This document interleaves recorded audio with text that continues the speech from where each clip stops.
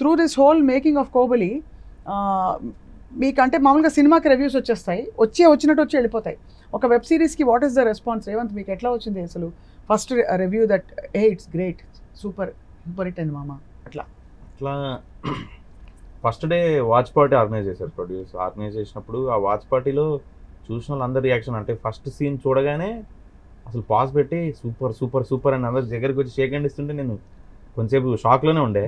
Okay, బాగా నచ్చింది వీళ్ళకి అని ఆ రెస్పాన్స్ చాలా బాగా అనిపించాయి. బట్ ఓవర్ ద టైం అంటే నెక్స్ట్ నేను ఇంకా ఇంటికి వచ్చి లేట్గా పడుకుని నిద్రపోయి లేచేకలికి నెగిటివ్ రివ్యూస్ కూడా వచ్చాయి. ఐఎమ్ నాట్ సేయింగ్ దట్, అంటే నెగిటివ్ రివ్యూస్ బూతులు ఎక్కువ వాడేశారు దాని గురించి మేజర్గా అంతే. బట్ నాకు తెలిసి ఐ థింక్ మేము చాలా తక్కువే వాడాం, కొంచెం కాన్షియస్గానే వాడాం. ఇప్పుడు అబ్జర్వ్ చేస్తే దీనికి కూడా సెన్సార్ ఉంటుందా? అంటే సమ్ కైండ్ ఆఫ్ థింగ్. అంటే ఇంకోటి సెన్సార్ కూడా ఎలా పనిచేస్తుందంటే వీళ్ళది చాలా అంటే ఇఫ్ మరి అన్నెసరీగా బూతులు ఉన్నాయంటే కూడా కట్ చేసేస్తారు. అవసరం లేదు రేవంత్ ఇక్కడ ఎందుకు పెట్టావని అడుగుతారు. అంత అంటే వాళ్ళ నార్మ్స్, వాళ్ళ way of dealing, everything they have. I mean అంత పెద్ద ప్లాట్ఫామ్లో they have good watch trends, data analytics, they know what people are watching. So ఆ విధంగా we had good support from them as well. అది కాబట్టి సీన్కి అవసరం కాబట్టి మీరు కోర్స్ ఓటీటీ వచ్చాక కొంచెం అన్ని పరిధులు విస్తరించాయి.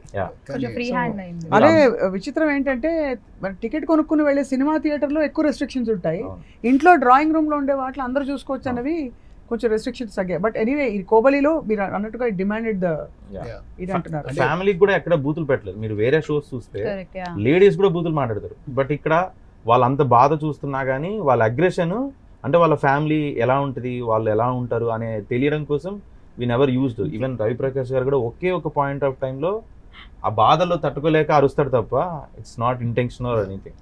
బట్ దిస్ క్యారెక్టర్ పాపం మా రాకీ గారికి బూతులు పెట్టారు అంటే ఆయనకి నోటికి పని పెట్టారు.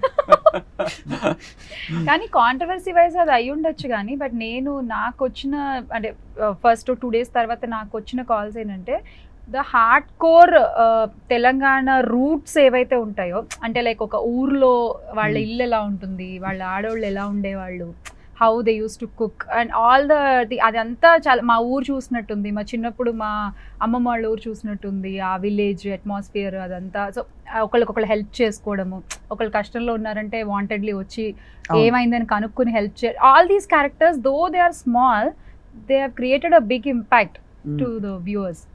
అంటే shooting in those live locations, ఊర్లో షూట్ చేయడం. ఏంటంటే క్యారవాన్లో కూర్చొని సీన్ ప్రిపేర్ అవుతూ ఉండేవాడిని. ఇంతలో వచ్చేవాడు రేవంత్ వచ్చి, అప్పటికే తను చెప్పినట్టు ఇంకా చిన్నపిల్లల్లో ఉండేవాడు కదా, దాదా చెప్పు కూర్చో, ఏంటి సీన్ ఏంటి ఎలాగ ఇది అని చెప్పి డిస్కస్ చేస్తా. సార్ లొకేషన్ ఉంది సార్, అదిరిపోయింది సార్, అసలు అదిరిపోయింది, ఎంత బ్యూటిఫుల్, అంతే ఎంత ఇదిగా ఉంది అంటే, మనమేమో ఫిలిం సిటీలో పెద్ద పెద్ద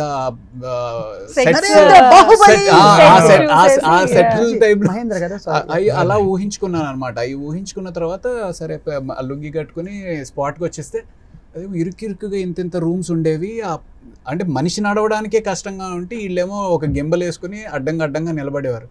నేను ఇలా చూసేవాడిని. చూస్తే ఏమైంది సార్ అంటే, ఏమైనా క్యారవాన్లో లొకేషన్ ఏదో అద్దరిపోయిందన్నావు, ఇదన్నావు, ఏంటి ఇది అంతా ఇరుకిరుకుగా ఉందంటే, సార్ అద్దరిపోదు సార్, ఇప్పుడు ఇక్కడ నుంచి జే యాంగిల్ లెన్స్లో కానీ ఈ సీన్ తీసాం, ఈ జే యాంగిల్ అంటాడు, జెడ్ యాంగిల్ అంటాడు, ఏం తీస్తాడు రా బాబు ఈయన అనుకునేవాడిని అనమాట. That all showed on the screen.